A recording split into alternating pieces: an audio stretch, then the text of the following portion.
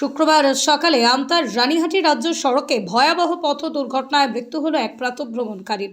স্থানীয় সূত্রে জানা গেছে, ঘটনাটি ঘটেছে শুক্রবার সকালে পাঁজলা থানার অন্তর্গত গাববেড়িয়া ছোটপোলো হাউলি বাগানের মাঝে।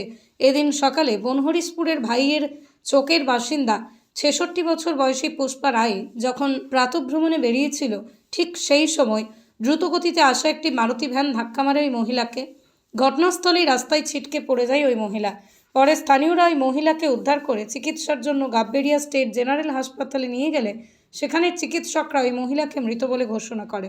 পরে ঘটনাস্থলে পাঁচলা থানার পুলিশ পৌঁছে মৃতদেহটিকে পাঠায় ময়নাতদন্তের জন্য।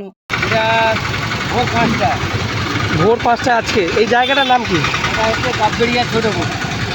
গাববেড়িয়া ছোটপুর একজন একজন স্পট ডেট হয়েছে। মহিলা রোড দিয়ে আসছিল, তাকে একজন মহিলা আসছিল এই যে আচ্ছা, একজন মহিলা আসছিল, তাকে মেরেছে মারুতি, তিনি মারা গেছেন। মারা গেছে। ড্রাইভার পালাতো তা বলতে পারবো না, আমরা এসে দেখলাম তখন খালি গাড়ি। মোটামুটি